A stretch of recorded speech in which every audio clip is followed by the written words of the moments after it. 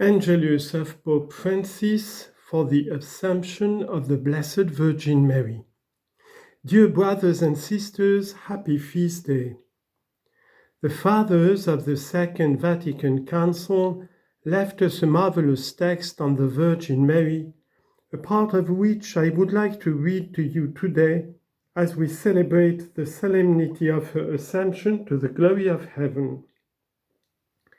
At the end of the document on the Church, the Council says, "The Mother of Jesus in the glory which she possesses in body and soul in heaven is the image and beginning of the Church, as it is to be perfected in the world to come. Likewise, she shines forth on earth until the day of the Lord come." See 2 Peter chapter 3, verse 10. A sign of certain hope and comfort to the pilgrim people of God. Mary, who the risen Christ carried body and soul into the glory, shines as an icon of hope for her pilgrim children throughout history.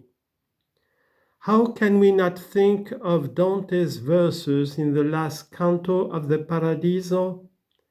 Through the prayer put on St. Bernard's lips, which begins, "Virgin Mother, daughter of thy Son," the poet lauds Mary, because here among us mortals she is the living fountainhead of hope, that is, the living spring gushing with hope.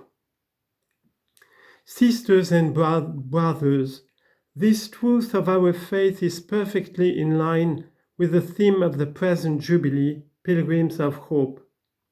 Pilgrims need a goal that orients their journey, a beautiful and attractive goal that guides their steps and revives them when they are tired, that always rekindles in their heart a desire and hope.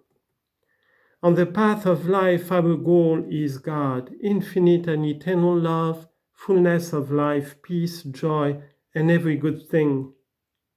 The human heart is drawn to such beauty, and it is not happy until it finds it.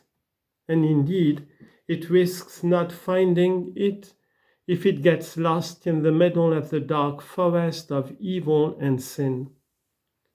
Let us consider this grace. God came to meet us. He assumed our flesh fashioned from the earth, and has carried it with him into the presence of God, or, as we commonly say, into heaven. It is the mystery of Jesus Christ who became flesh, died and rose for our salvation. Inseparable from him is also the mystery of Mary, the woman from whom the Son of God has taken flesh, and of the Church, the mystical body of Christ. It concerns a unique mystery of love and thus of freedom. Just as Jesus said yes, so also Mary said yes. She believed in the word of the Lord.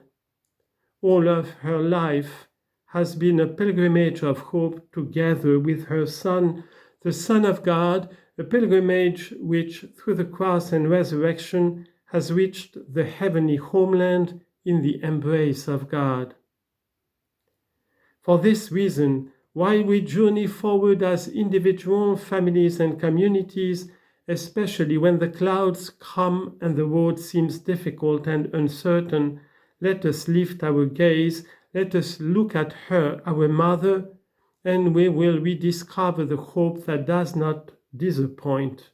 Romans chapter 5, verse 5. After the Angelus. Today we wish to entrust our prayer for peace to the intercession of the Virgin Mary assumed in heaven.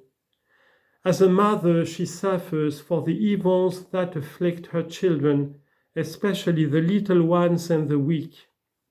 So many times throughout the centuries, she has confirmed this through messages and apparitions.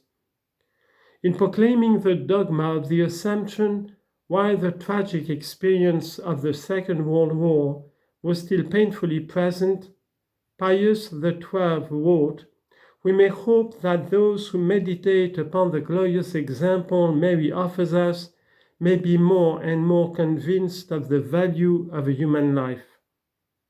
He expressed the wish that never again might any ideology ruin the lives of men by exciting discord among them. How timely these words remain. Even today, sadly, we feel powerless before the spread of violence in the world, a violence increasingly deaf and insensitive to any stirrings of humanity. Yet we must not cease to hope. God is greater than the sin of human beings. We must not resign ourselves to the prevalence of the logic of conflict and of arms.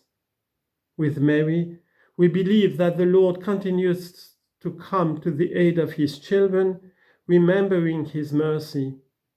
Only in his mercy can we return to the way of peace. My best wishes and a joyful feast to all.